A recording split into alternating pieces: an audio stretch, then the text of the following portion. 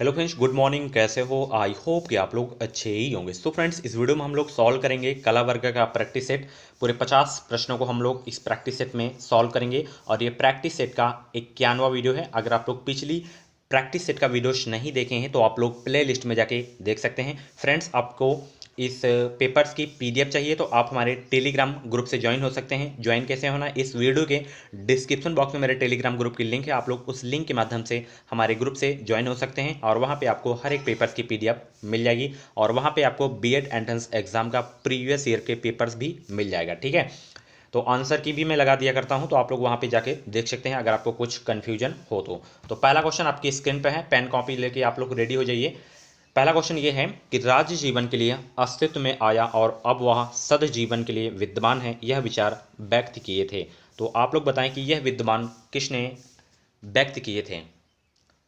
तो फ्रेंड्स, यह जो विद्यमान विचार व्यक्त किए थे अरस्तु ने किए थे। ठीक है, ऑप्शन बी करेक्ट होगा इस क्वेश्चन का राइट आंसर। फ्रेंड्स, मैं आपको बता दूं, अगर आपको 2021 में बीएड करना है तो आप लोग इस चैनल से जुड़ जाइए। इस चैनल के माध्यम से आपको निश्चित ही मदद मिलेगी। चैनल को सब्सक्राइब करके बगल में बेल आइकन को ऑल पे प्रेस रखें ताकि हर एक वीडियो को नोटिफिकेशन आपको समय समय से मिलता रहे। अगला प्रश्न है, ये क्वेश्चन है आर्य भारत में आए। अगर आप लोग मेरी हिस्ट्री वाली क्लास देखे होंगे तो ये क्वेश्चंस आप लोग 100% कर लेंगे। ठीक है, हिस्ट्री की मेरी 3 क्लास हो गई है और एक क्लास अभी और बाकी है वर्ल्ड हिस्ट्री की। ठीक है, वो भी जल्दी आ जाएगी 1 से 2 दिनों में। ठीक है, काम चल रहा है उसमें। तो हिस्ट्री वाली क्लास नहीं देखे हैं तो आप लोग प्ले लिस्ट में जाके देख सकते हैं, या तो उन तीनों क्लासेस की नोट मतलब लिंक मैं इस वीडियो के डिस्क्रिप्शन में दे दिया हूं, तो वहां से भी आप लोग देख सकते हैं। तो देखिए, जो आर्य भारत में आए थे वो आए थे मध्य एशिया से आए थे। ठीक है, ठीक है, ऑप्शन बी करेक्ट होगा इस क्वेश्चन का right answer. Most important question है और फ्रेंड्स, मैं आपको बता दूं, जिस समय मैं स्टार लगाया करूं उन क्वेश्चंस को आप लोग जरूर नोट कर लिया करें। ठीक है, अगला प्रश्न यहाँ पे है, निम्नलिखित आहार में से कौन सा आहार सिंधु घाटी की सभ्यता के व्यक्तियों का मुख्य आहार था। फटाफट आप लोग बताएं, मुख्य आहार क्या था सिंधु घाटी सभ्यता के व्यक्तियों का। तो इनका जो मुख्य आहार था वो था गेहूं। ठीक है, ऑप्शन सी करेक्ट होगा इस क्वेश्चन का राइट आंसर। काफी अच्छा क्वेश्चन आपके एग्जाम के लिए। ये रहा अगला क्वेश्चन, मोस्ट इंपॉर्टेंट क्वेश्चन है। ये भी क्वेश्चन मैं करवाया हूं हिस्ट्री वाली क्लास में। ठीक है, हड़प्पा सभ्यता का प्रसिद्ध स्नानागार किस नगर में स्थित है। स्नानागार का मतलब होता है बाथरूम, जिसे हम लोग बोलते हैं नहाने का घर। तो वो कहाँ पे, किस स्थल में या किस नगर में स्थित है प्रसिद्ध स्नानागार। तो ये जो स्थित है मोहन जोदड़ो में। ठीक है, मोहन जोदड़ो कहाँ पे है, पाकिस्तान में है। ठीक है, और ऑप्शन ए करेक्ट होगा इस क्वेश्चन का राइट आंसर। ठीक है, अगला प्रश्न यहाँ पे देख सकते हैं, खत्ती या भंडार ग्रह सबसे अधिक पाए जाते हैं। खत्ती या भंडार ग्रह सबसे अधिक कहाँ पाए जाते हैं। फटाफट आप लोग बताएं, उस स्थल का नाम बता सकते हैं। तो देखिए, खत्ती या भंडार ग्रह जो सबसे अधिक पाए जाते हैं वो हड़प्पा में पाए जाते हैं। ठीक है, ऑप्शन बी करेक्ट होगा इस क्वेश्चन का राइट आंसर। ठीक है, मोस्ट इंपॉर्टेंट क्वेश्चन है आपके एग्जाम के लिए। अब मैं थोड़ा इनके बारे में थोड़ा आपको बता दे रहा हूं। अगर आप लोग हिस्ट्री वाली मेरी क्लास देखे होंगे तो उसमें तो आप लोग डिटेल में पढ़े ही होंगे, बट इसमें भी आपको मैं बता दे रहा हूं। देखिए, हड़प्पा सभ्यता की जो खोज हुई थी वो हुई थी 1921 ईस्वी में हुई थी और इसकी खोज किसने की थी, दयाराम शाही ने खोज की थी। और हड़प्पा जो स्थल है वो किस नदी के किनारे स्थित है, तो ये जो है रावी नदी के किनारे स्थित है। ठीक है, कालीबंगा का जो अर्थ होता है, ये इसका अर्थ होता है काली चूड़िया। ठीक है, और लोथल जो है ये गुजरात में है, ये एक प्रमुख यहाँ पे बंदरगाह है। ठीक है, तो ये सब चीज़ें आपको याद रखनी है। तो मेरी आप लोग 100% देखे होंगे। तो लोथल बताइए फटाफट किस राज्य में स्थित है। आपसे क्वेश्चन मैं पूछ रहा हूँ, लोथल किस राज्य में स्थित है, फटाफट आप लोग बताएं कमेंट बॉक्स में। ये रहा अगला प्रश्न, निम्नलिखित में से कौन सा ग्रंथ आर्यों का प्रथम ग्रंथ माना जाता है। वो कौन सा ग्रंथ है जो आर्यों का प्रथम ग्रंथ माना जाता है, कमेंट बॉक्स में फटाफट बताने का प्रयास करें। तो देखिए, जो आर्यों का प्रथम ग्रंथ माना जाता है वो ऋग्वेद को माना जाता है। ठीक है, ऑप्शन बी करेक्ट होगा इस क्वेश्चन का राइट आंसर। 4 वेद हैं हमारे और सबसे प्राचीन वेद जो है वो ऋग्वेद है। ठीक है, कभी कभी जो वेद से क्वेश्चन पूछा जाता है कि कौन सा ऐसा वेद है जो गद्य एवं पद दोनों में लिखा गया है, तो वो है आपका यजुर्वेद। ठीक है, तो ये क्वेश्चंस आपको याद रखने हैं। अगला प्रश्न यहाँ पे देख सकते हैं, आर्य भारत में सबसे प्रथम आए थे, कहाँ आए थे, किस शहर में आए थे आर्य लोग सबसे पहले भारत में। तो आर्य लोग जो सबसे पहले आए थे भारत में वो आए थे पंजाब में, ठीक है, पंजाब राज्य में, ठीक है। ऑप्शन ए करेक्ट होगा इस क्वेश्चन का राइट आंसर। काफ़ी अच्छा क्वेश्चन आपके एग्जाम के लिए। ये रहा अगला क्वेश्चन, निम्न में से कौन सी आर्थिक क्रिया में शामिल नहीं की जाएगी? आर्थिक क्रिया में किसको शामिल नहीं किया जाएगा ये आपको बताना है। तो आर्थिक क्रिया में जो शामिल नहीं किया जाएगा वो एक शिक्षक का अपने बच्चों को पढ़ाना है। ये क्या है? आर्थिक क्रिया में इसको शामिल नहीं की जा सकती है। ऑप्शन ए करेक्ट होगा इस क्वेश्चन का राइट आंसर। ये अगला क्वेश्चन मोस्ट इंपॉर्टेंट क्वेश्चन है, व्यष्टि अर्थशास्त्र है। व्यष्टि अर्थशास्त्र का मतलब क्या होता है ये आपको बताना है। तो देखिए व्यष्टि अर्थशास्त्र का जो मतलब होता है फ्रेंड्स वो होता है व्यक्तिक चलों से संबंधित, ठीक है। ऑप्शन ए करेक्ट होगा इस क्वेश्चन का राइट आंसर। अगला प्रश्न आपकी स्क्रीन पे है, अर्थशास्त्र एक कल्याणकारी शास्त्र है क्योंकि क्या कारण है? ठीक है, ये आपको बताना है। एक कल्याण शास्त्र क्यों है अर्थशास्त्र? कारण बताइए, आप लोग ऑप्शन देख सकते हैं। तो कारण ये है, यानी कि अर्थशास्त्र एक कल्याणकारी शास्त्र है क्योंकि यह क्या है की अपेक्षा क्या होना चाहिए को भी आर्थिक विश्लेषण में शामिल करता है। ऑप्शन बी में जो आपको दिख रहा है यही इसका कारण है, ठीक है। ऑप्शन बी करेक्ट होगा इस क्वेश्चन का राइट आंसर। ये रहा अगला प्रश्न, देख सकते हैं, अरस्तु ने राजनीति विज्ञान को माना। अरस्तु ने राजनीति विज्ञान को क्या माना था ये आपको बताना है। तो देखिए अरस्तु ने राजनीति विज्ञान को जो माने थे वो माने थे सर्वोच्च विज्ञान, ठीक है। ऑप्शन सी करेक्ट होगा इस क्वेश्चन का राइट आंसर। ये रहा अगला प्रश्न, देख सकते हैं, राजनीति के क्षेत्र में व्यवहारवादी क्रांति का उद्भव हुआ था। राजनीति शास्त्र के क्षेत्र में व्यवहारवादी का क्रांति का उद्भव कब हुआ था? तो इसका जो उद्भव हुआ था वो दूसरे विश्व युद्ध के बाद हुआ था, ठीक है।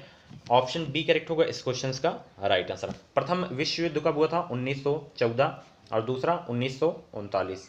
तो ये आपको याद रखने हैं, ठीक है। अगला प्रश्न यहाँ पे देख सकते हैं, राजनीति विज्ञान को किस आधार पर विज्ञान नहीं माना जा सकता है? फटाफट आप लोग बताएं, राजनीति विज्ञान को किस आधार पर विज्ञान नहीं माना जाता है? और भी ऑप्शन देख सकते हैं यहाँ पे। तो फटाफट इस क्वेश्चन का जवाब दें आप लोग कमेंट बॉक्स में, क्या होगा इसका सही जवाब।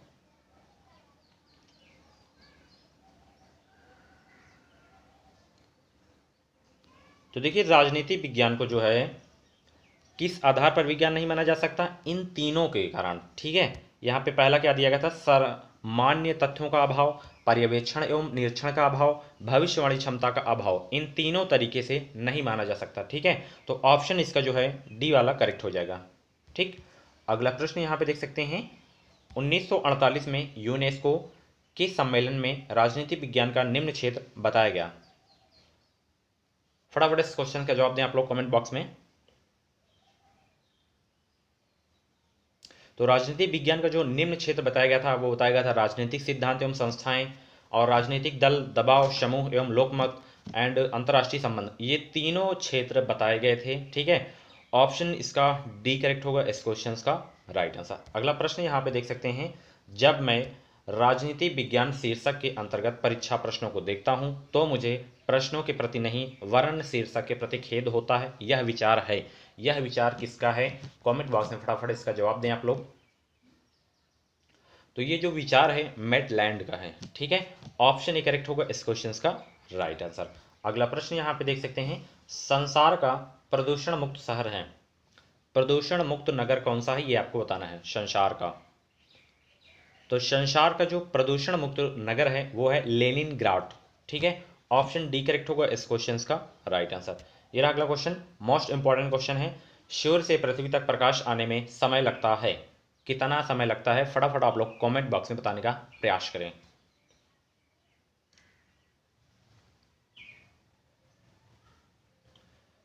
तो कभी कभी जो ऑप्शन रहते हैं थोड़ा हट के ऑप्शन दे दिए जाते हैं, इसका जो ऑप्शन ए वाला करेक्ट होगा, ठीक है। और कभी कभी सेकंड में दे दिया जाता है तो 500 सेकंड हो जाता है, ठीक है।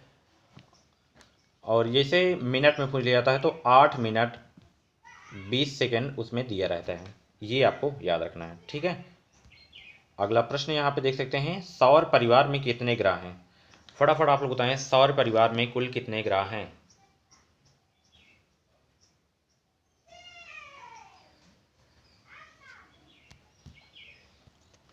तो देखिए जो अगर ग्रह की बात करें तो टोटल जो आपके ग्रह हैं वो हैं 8, जो कि 8 इस ऑप्शन में नहीं दिए गए। ठीक है, परंपरागत रूप से अगर हम बात करें तो 8 ही ग्रह हैं। ठीक है, और यम ग्रह को जो है हटा दिया गया है।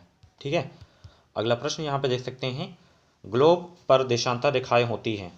ग्लोब पर देशांतर रेखाएं होती हैं, इसमें 8 नहीं दिया गया है, बट आपके एग्जाम में देगा। ठीक है, अगर इस तरह का क्वेश्चन पूछा जाता है, अगर 8 नहीं दिया जाता तो आप 9 पे क्लिक कर सकते हैं। ठीक है, ग्लोब पर देशांतर रेखाएं होती हैं, तो ग्लोब पर जो देशांतर रेखाएं होती हैं वो होती हैं 360। ठीक है, ऑप्शन सी करेक्ट होगा इस क्वेश्चन का राइट आंसर। ये रहा अगला प्रश्न है, पृथ्वी पर वनस्पति की उत्पत्ति किस समय हुई थी। फटाफट आप लोग बताएं, पृथ्वी पर वनस्पति की उत्पत्ति किस समय हुई थी। मोस्ट इंपॉर्टेंट क्वेश्चन है आपके एग्जाम के लिए। तो पृथ्वी पर जो वनस्पति की उत्पत्ति हुई थी वो हुई थी आपके सिल्यूरियन समय में। ठीक है, सिल्यूरियन समय में। ऑप्शन सी करेक्ट होगा इस क्वेश्चन का राइट आंसर। काफ़ी अच्छा क्वेश्चन आपके एग्जाम के लिए। ये रहा अगला प्रश्न, उत्तर कितने प्रकार के होते हैं। फटाफट आप लोग बताएं, उत्तर कितने प्रकार के होते हैं। तो उत्तर जो होते हैं वो होते हैं 3 प्रकार के। ठीक है, ऑप्शन सी करेक्ट होगा इस क्वेश्चन का राइट आंसर। ये रहा अगला प्रश्न, संदर्भ समूह की अवधारणा विकसित करने का श्रेय किसे दिया जाता है। फटाफट आप इस क्वेश्चन का जवाब दीजिए आप लोग। संदर्भ समूह की अवधारणा विकसित करने का श्रेय किसे दिया जाता है। तो ये दिया जाता है इसका श्रेय मर्टन को। ठीक है, ऑप्शन ए करेक्ट होगा इस क्वेश्चन का राइट आंसर। अगला प्रश्न यहाँ पे देख सकते हैं, सामाजिक वर्ग किस प्रकार के समूह का उदाहरण है। सामाजिक वर्ग जो है ये किस प्रकार के समूह का उदाहरण है, कमेंट बॉक्स में बताएं आप लोग। ये जो है अर्ध समूह, जिसे आभासी समूह बोलते हैं, ये आभासी समूह का ही उदाहरण है सामाजिक वर्ग। ऑप्शन बी करेक्ट हो जाएगा इस क्वेश्चन का राइट आंसर। ये रहा अगला प्रश्न, जब कुछ व्यक्ति अपने विशिष्ट उद्देश्यों की पूर्ति के लिए संगठन बनाकर सामूहिक रूप से प्रयास करते हैं तो उस संगठन को कहते हैं, उस संगठन को क्या कहते हैं, कमेंट बॉक्स में आप लोग बताएं। तो उस संगठन को जो कहते हैं वो कहते हैं समिति। ठीक है, ऑप्शन सी करेक्ट होगा इस क्वेश्चन का राइट आंसर। अगला प्रश्न यहाँ पे देख सकते हैं, समष्टिपरक विश्लेषण में क्या होता है। फटाफट आप लोग बताएं, समष्टिपरक विश्लेषण में क्या होता है। तो समष्टिपरक विश्लेषण में जो होता है आर्थिक समग्रों का अध्ययन होता है। ऑप्शन ए करेक्ट होगा इस क्वेश्चन का राइट आंसर। ये रहा अगला प्रश्न, अर्थशास्त्र एक वास्तविक विज्ञान है, इससे आशय है। इससे एक आशय क्या है कि जो अर्थशास्त्र एक वास्तविक विज्ञान है। आशय बताएं आप लोग फटाफट कमेंट बॉक्स में। तो इससे जो आशय है कि अर्थशास्त्री उद्देश्य के प्रति तटस्थ। ठीक है, ऑप्शन ए करेक्ट होगा इस क्वेश्चन का राइट आंसर, इसका यही आशय है। अगला प्रश्न यहाँ पे देख सकते हैं, निम्नलिखित में से कौन व्यष्टिपरक विश्लेषण है। ठीक है, निम्नलिखित में से कौन व्यष्टिपरक विश्लेषण है, कौन है, फटाफट कमेंट बॉक्स में बताएं। तो देखिए, जो मांग विश्लेषण है ये एक क्या है, व्यष्टिपरक विश्लेषण है। ऑप्शन ए करेक्ट होगा इस क्वेश्चन का राइट आंसर। अगला प्रश्न आपके सामने है, समिति व्यक्तियों का वह समूह है जिसका क्या है। इस क्वेश्चन का जवाब दें आप लोग फटाफट कमेंट बॉक्स में। तो समिति व्यक्तियों का वह समूह जिसका निर्माण विचार पूर्वक किया जाता है। ठीक है, वही होता है समिति व्यक्तियों का समूह। ऑप्शन बी करेक्ट होगा इस क्वेश्चन का राइट आंसर।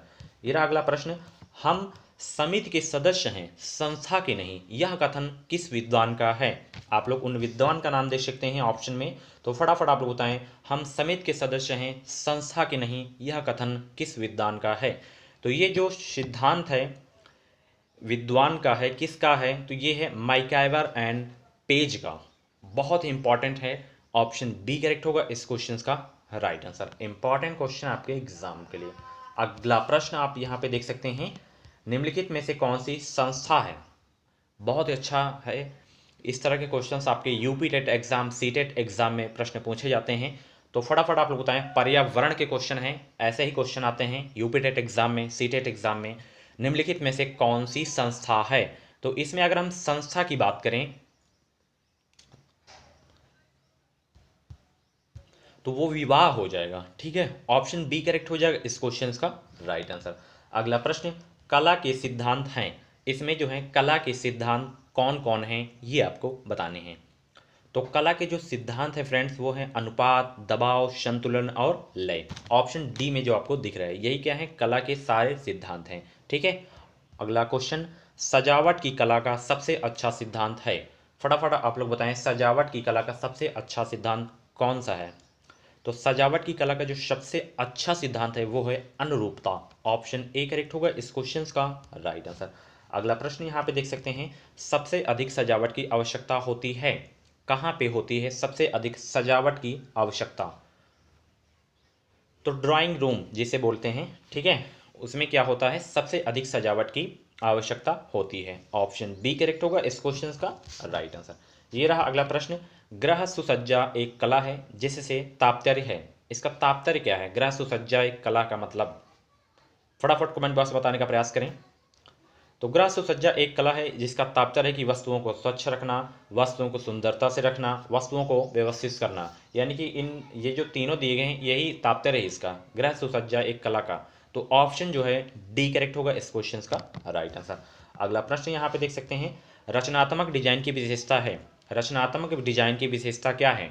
तो रचनात्मक जो डिजाइन की विशेषता है वो है आपकी, रचनात्मक डिजाइन में मौलिकता होती है, यही इसकी क्या है, विशेषता है। ऑप्शन ए करेक्ट होगा इस क्वेश्चन का राइट आंसर। अगला प्रश्न यहाँ पे है, पुष्प विन्यास एक कला है जिसके द्वारा, फटाफट आप लोग बताएं, जिसके द्वारा क्या होता है? तो पुष्प विन्यास एक कला है जिसके द्वारा व्यक्ति में रचनात्मक योग्यता का विकास होता है, व्यक्ति की भावनाएं जागृत होती हैं, व्यक्ति का नैतिक विकास होता है। ऑप्शन जो है डी करेक्ट होगा इस क्वेश्चन का राइट आंसर। ये रहा अगला प्रश्न, थार्नडाइक द्वारा दिए गए सीखने के मुख्य नियमों से निम्नलिखित में से कौन सा एक नियम है? वो कौन सा नियम है कमेंट बॉक्स में बताने का प्रयास करें। ऑप्शन देख सकते हैं, जो भी इस क्वेश्चन का राइट आंसर हो कमेंट बॉक्स में बताएं। तो वो जो नियम है आपका प्रभाव का नियम है, ऑप्शन सी करेक्ट होगा इस क्वेश्चन का राइट आंसर। ये रहा अगला प्रश्न, यहाँ पे देख सकते हैं, रूसी मनोवैज्ञानिक पेवलोव का सीखने का सिद्धांत किस नाम से प्रसिद्ध है? फटाफट आप लोग बताएं, उनके सीखने का सिद्धांत किस नाम से प्रसिद्ध है? तो क्लासिकी अनुबंध का सिद्धांत के नाम से प्रसिद्ध है। ऑप्शन बी करेक्ट होगा इस क्वेश्चन का राइट आंसर। अगला प्रश्न यहाँ पे देख सकते हैं, सीखने में तत्परता का नियम लॉ ऑफ रेडीनेस किस मनोवैज्ञानिक द्वारा दिया गया है? फटाफट आप बताएं उस मनोवैज्ञानिक का नाम। तो वो है थार्नडाइक। ऑप्शन सी करेक्ट होगा इस क्वेश्चन का राइट आंसर। थार्नडाइक के बारे में आप लोग डिटेल में जब आप लोग बीएड में एडमिशन ले लेंगे तभी आपको पढ़ने को मिलेगा, ठीक है। मनोवैज्ञानिक का एक अलग से मतलब विषय रहता है, 70 नंबर का पूरा पेपर हुआ करता है उसी में का। यही सब क्वेश्चंस आपके UP TET and C TET exam में आते हैं, 30 क्वेश्चंस आया करते हैं इसके। कोहलर के अनुसार सीखने का आधार क्या है? तो कोहलर के अनुसार जो सीखने का आधार है वो है कि परिस्थिति में उपस्थित विभिन्न तत्वों के संबंध के बारे में सूझ उत्पन्न करना। ऑप्शन सी करेक्ट होगा इस क्वेश्चन का राइट आंसर। ये रहा अगला प्रश्न, जीव के आधार का निम्नलिखित में से क्या है? जीव के व्यवहार का आधार निम्नलिखित में से क्या है? तो इसका जो आधार है वो है कि जीव की आनुवंशिकता तथा उसके पर्यावरण की आपसी अंतःक्रिया। ऑप्शन सी करेक्ट होगा इस क्वेश्चन का राइट आंसर। फ्रेंड्स, अगर आपको बीएड एंट्रेंस एग्जाम के लिए प्रैक्टिस सेट की बुक चाहिए तो आप लोग चक्सू की ले सकते हैं, बहुत ही अच्छी बुक है। ये यूपी बीएड एंट्रेंस एग्जाम के लिए स्पेशल बनाई गई है, बहुत अच्छी बुक है।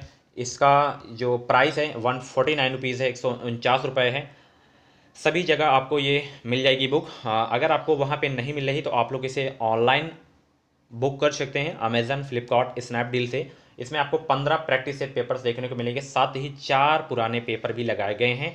3000 प्लस क्वेश्चंस इसमें है, बहुत ही, जो कि क्वेश्चन 3000 क्वेश्चन बहुत होते हैं। अगर 3000 क्वेश्चन की आप लोग प्रैक्टिस कर लेंगे तो अच्छा खासा स्कोर आप लोग इस एग्ज़ाम में कर सकते हैं। तो कोई दिक्कत हो बुक परचेज करने में तो नीचे एक व्हाट्सअप नंबर दिया गया है, उसमें आप लोग कॉन्टैक्ट कर सकते हैं, कॉलिंग है उसमें, व्हाट्सअप कर सकते हैं।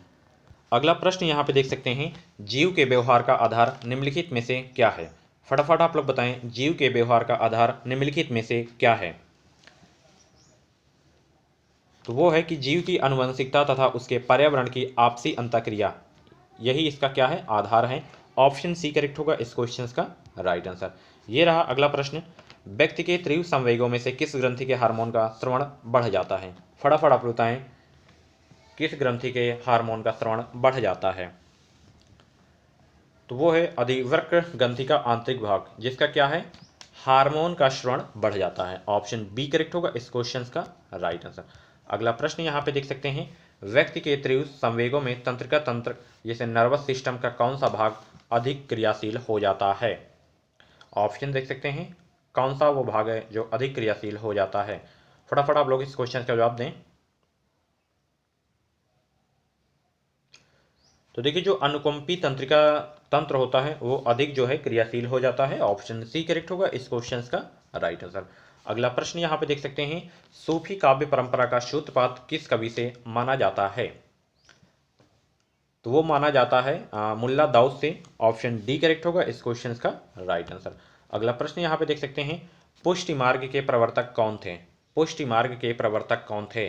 तो पुष्टि मार्ग के जो प्रवर्तक थे वो थे वल्लभाचार्य। मोस्ट इंपॉर्टेंट क्वेश्चन आपके एग्जाम के लिए, इस क्वेश्चन को आप लोग जरूर नोट करिएगा स्टार लगा के, ठीक है।